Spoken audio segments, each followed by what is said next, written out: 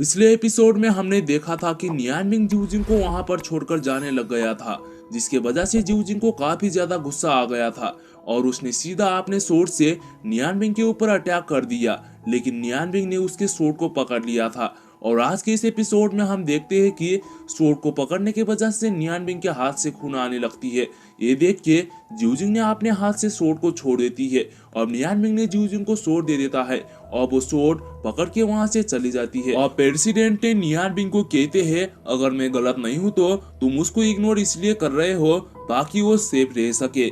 जहाँ पर नियानबिंग कहता है, ये मेरे पर्सनल चीजें हैं तो प्लीज प्रेसिडेंट इसे मत पूछो। और कहता है, अगर आप मेरे को यहाँ पर ढूंढने के लिए आए हैं तो मुझे लगता है कि आप व्हाइट स्क्रोल को भी आपने साथ में लाए होंगे। और प्रेसिडेंट ने अपने सर को हाँ पे हिलाते हुए एक लड़के को बुलाते हैं और एक लड़का एक बॉक्स को लेकर वहां पर आता है और उसे खोल देता है, जिसमें काफी ज्यादा स्क्रोल होते हैं। और प्रेसिडेंट ने कहते हैं, तुमने जो कुछ भी स्क्रोल मांगा था इसमें वो सब कुछ है। अब नियानबिंग ने सभी व्हाइट स्क्रोल को अपने स्टोरेज रिंग के अंदर रख लेता है और अपना एक स्क्रोल निकालते हुए कहता है, रूल्स के अनुसार आप इस स्क्रोल को टेस्ट कर सकते हो। इस मैजिक स्क्रोल को अपने साथ रखो, मैं तुम पर अपना मैजिक का यूज करके अटैक करूंगा और तुम इस स्क्रोल का यूज करके रोकने की कोशिश करना। इससे तुम्हें पता चल जाएगा कि इस स्क्रोल की पावर कितनी है। अब दोनों स्क्रोल को टेस्ट करने के लिए आमने सामने आ जाते हैं। अब नियानबिंग ने आपने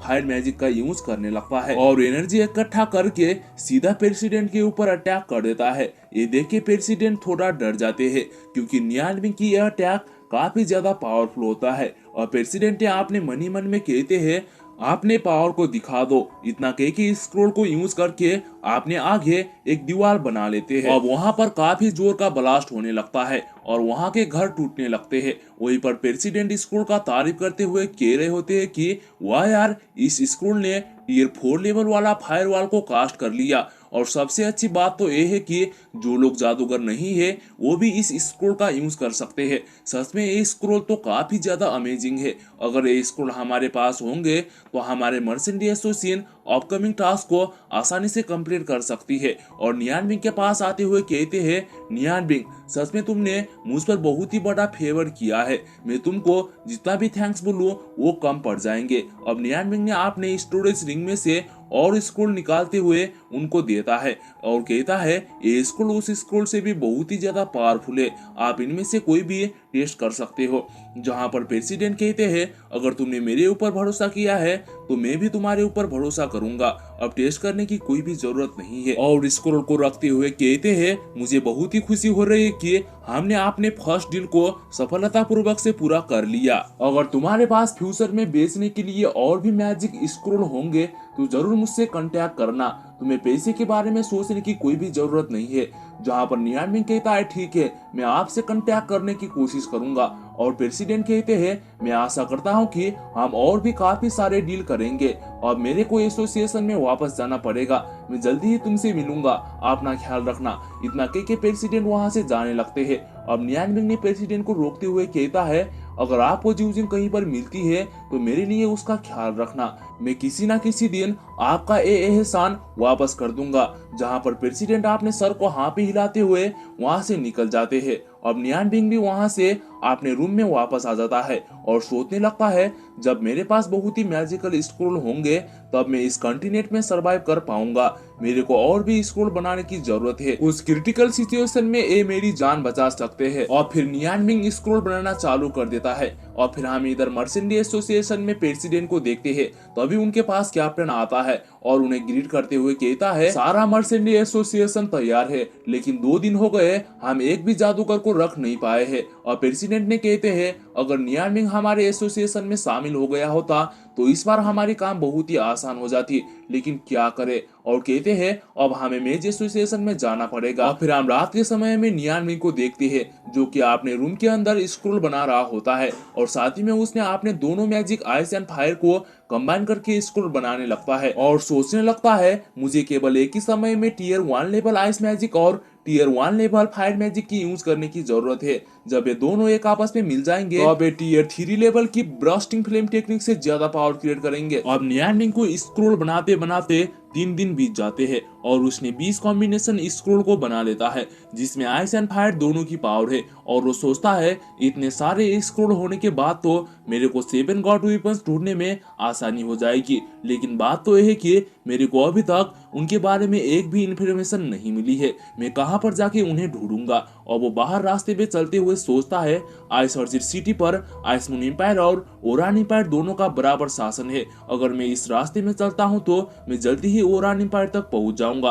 अब उसको अचानक से लुओराउ के लेटर के बारे में याद आता है जो कि ओरान एम्पायर के ड्यूक लियान्यू की बेटी लियांचेन को देना था। और वो सोचता है पहले मेरे को जल्द से जल्द ये लेटर लियांचेन तक पहुंचाना होगा, उसके बाद मैं 7 गॉड वेपन्स को ढूंढना चालू करूंगा। हालांकि लुओराउ ने मुझे लेटर देने के लिए 2 साल का समय दिया था, पर फिर भी रास्ते में मुसीबत भी तो आ सकती है, मैं जल्दी ही ओरान एम्पायर के लिए निकल जाऊंगा। और फिर हम वहीं पर रास्ते में कुछ लोगों को बात करते हुए देखते हैं जो कि कह रहे होते हैं कि जल्दी ही बहुत ही ज्यादा बड़ा युद्ध होने वाला है, इसलिए बॉर्डर में सिक्योरिटी टाइट है। अब उनके बातों को सुनकर नियान बिंग सोचने लगता है रूमेंग और रुई की बातचीत सुनकर मुझे लगता है कि आइस ऑर्चिड सिटी से ओरान एम्पायर तक का रास्ता बंद होगा, क्या मेरे लिए ओरान एम्पायर तक लेटर पहुंचाना सुरक्षित रहेगा। अब उतने में ही उसने वहां पर एक ढाबा देखता है जहां पर आइस ऑर्चिड सिटी में आने के बाद वो और जूजिंग पहली बार मिले थे। अब वो ओरान एम्पायर की तरफ बढ़ जाता है और हम वहीं पर पीछे देखते हैं जूजिंग अभी भी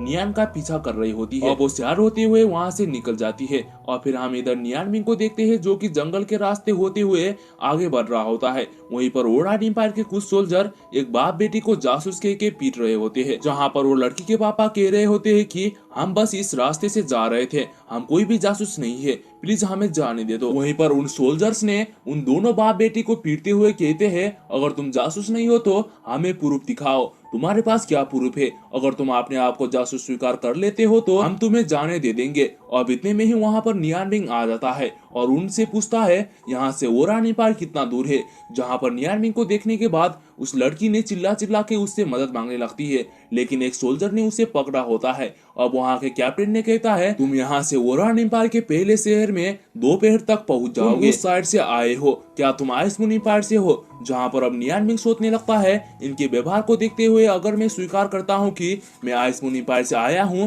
तो मुझे लगता है कि वो मुझसे पूछताछ करेंगे। अगर उन्हें लुओराउ की लेटर मिल जाएगा तो क्या होगा।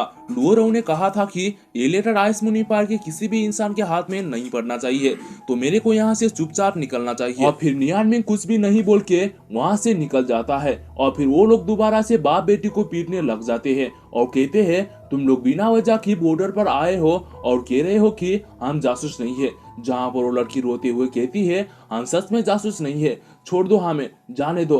और वो बाप बेटी रोते हुए उनसे जाने देने के लिए कहने लगते हैं। अब नियान बिंग ये देख के रुक जाता है और सोचने लगता है शायद से ये सोल्जर उस लड़की के साथ में गलत करने के बारे में सोच रहे हैं, ऐसे ही मैं नहीं जा सकता, मुझे कम से कम उन्हें बचा लेना चाहिए। अब नियान बिंग वापस आके उन सोल्जर को कहता है मैं अकेले ओरान एम्पायर की तरफ जा रहा हूँ, मेरे को यहाँ के रास्ते पता नहीं है, क्या तुम लोग मुझे रास्ते दिखाने में मदद कर सकते हो। जहाँ पर उस टीम का कैप्टन कहता है क्या तुम यहाँ पर हीरो बन रहे हो, मैं तुम्हें बता रहा हूँ कि तुमको दूसरों के मामलों पर दखल करने की जरूरत नहीं है, वरना तुम्हारी भी हालत खराब हो जाएगी। अब सारे सोल्जर उन बाप बेटी को छोड़ के नियान बिंग के पास आ जाते हैं, जहां पर नियान बिंग कहता है इनोसेंट लोगों को परेशान करना बंद करो। अब कैप्टन ने कहता है अभी के समय में हुरंग एम्पायर और क्यूलू एम्पायर मिलके ओरान एम्पायर के ऊपर अटैक कर रहे हैं, अगर तुम इस समय में बॉर्डर में इस तरह के हरकत करोगे तो क्या पता तुम भी एक जासूस हो। अब नियान बिंग कहता है मैं बहुत दूर दूसरे कंट्री से यहाँ पर आया हूँ,